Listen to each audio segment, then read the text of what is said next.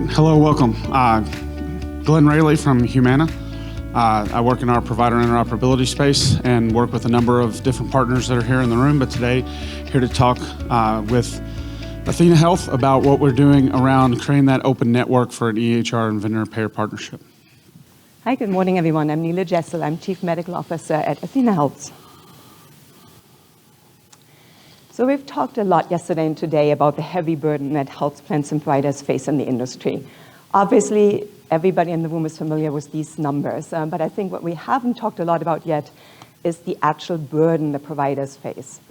Provider burnout is a real thing, not just, and it has really accelerated in the last couple of years with the pandemic. And if you look at these statistics, you can see why. This last bullet point here, the average provider spending 15 hours per week trying to manually close quality care gaps. That is from a study that was published in 2016 in Health Affairs. And it's actually a little misleading because it's not just the provider. I mean, I know we work a lot as providers, but 15 hours per week, that really would be undoable. So it's providers and their staff. And if you split it up, it's actually the provider is spending about 2.6 hours per week and the staff 12.5. And that's all the staff combined in the practice. Between providers and staff, that comes out to a shocking 785.2 hours per year spent on administratively trying to meet quality metrics and closing care gaps. That comes out, and this was a study that was done on 4 specialties, internal medicine, family medicine, cardiology, and orthopedics. So between those 4 specialties alone, it came out to a total cost of $15.4 billion annually for those 4 specialties. So you can kind of see how this is not conducive to provider burnout, decreasing provider burnout, and it's also not really conducive to patient and provider satisfaction. So what are we trying to do to help out here? Paint us on a wealth of data that would really be helpful at the point of care to make appropriate decisions regarding the care of the patients entrusted to us. But today that data exists in a variety of formats, right? In Excel spreadsheets that are being emailed back and forth and payer portals, everywhere but where providers need it. Providers live in the electronic medical record. That's where they spend the majority of their time. So in order for providers to actually see this data and influence the decisions of their patient care, we have to surface that data in the clinical workflow at the point of care.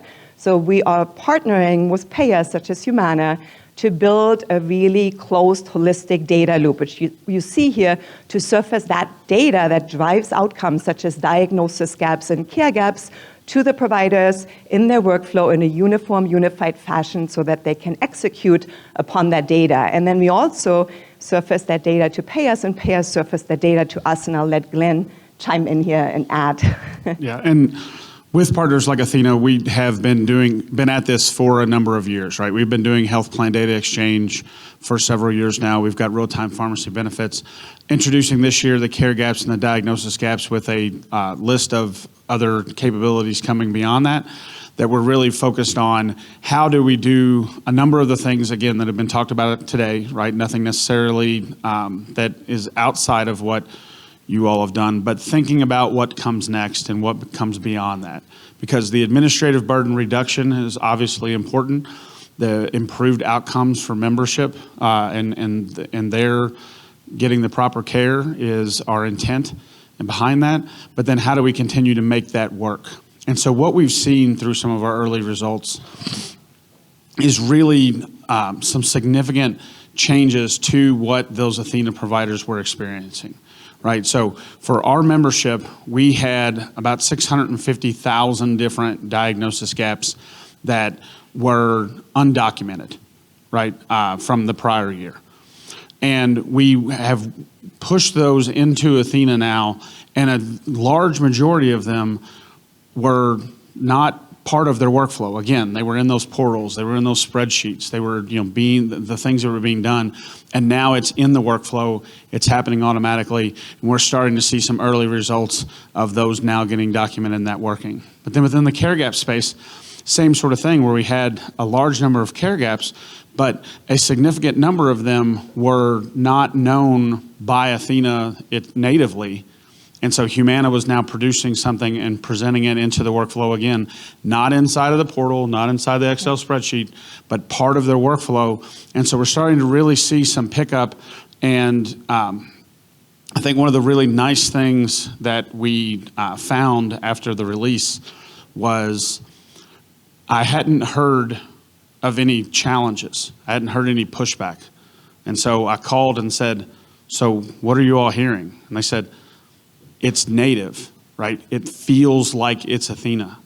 So they're not necessarily feeling like I'm being asked to do something else. They're not feeling that it's burnout or that it's one more thing on top of my list.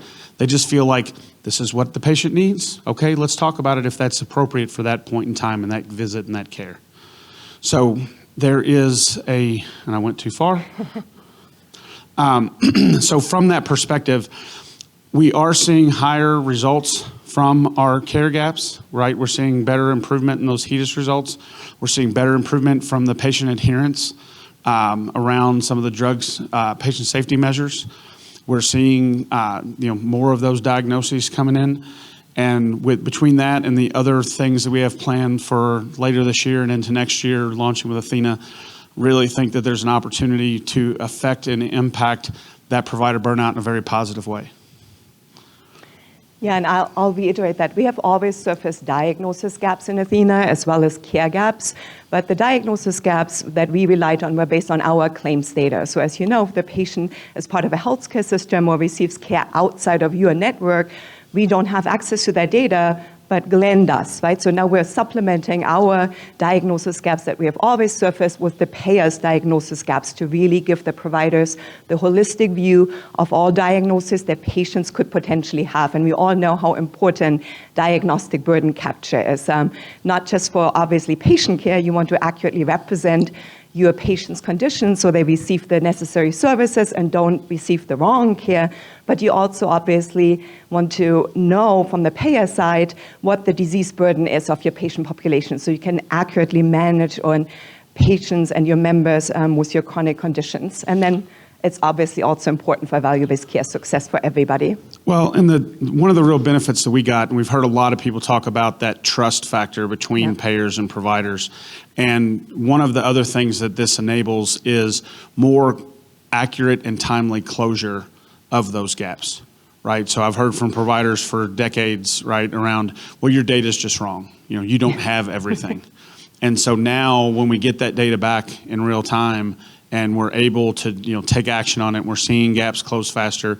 We're seeing the metrics improve in days instead of weeks.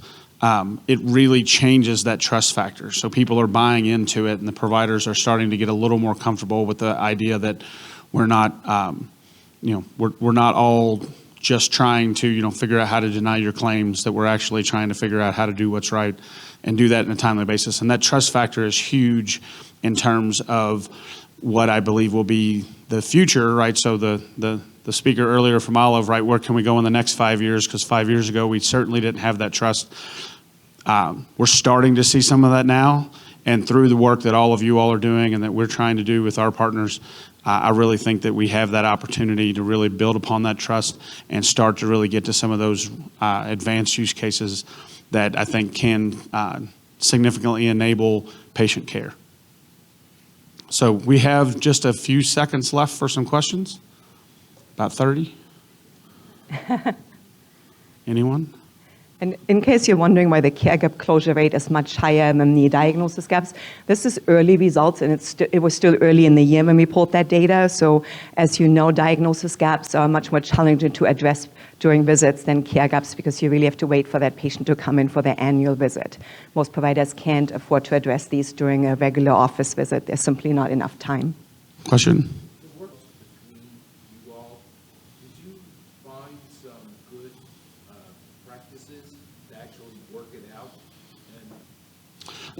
So one of the things that we've found is all of the different solutions have different, workflows and what's there.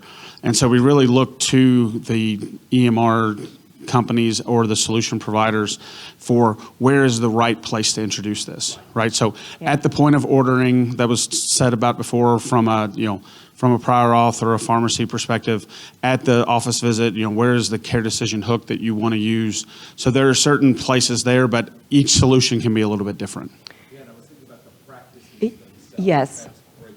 So obviously, Yeah. care gaps is important to almost everybody who participates in MIPS, for example, which is everybody. Diagnosis gaps today are much more important to practice who actually participate in value-based care arrangements.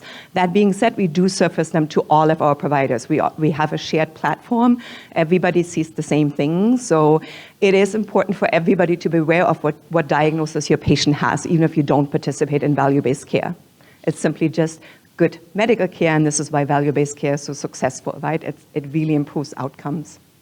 Yeah. And we are about a minute over. I see another question, but if you'll get with us later on, Yeah. we'll be happy to answer your question. Thank you.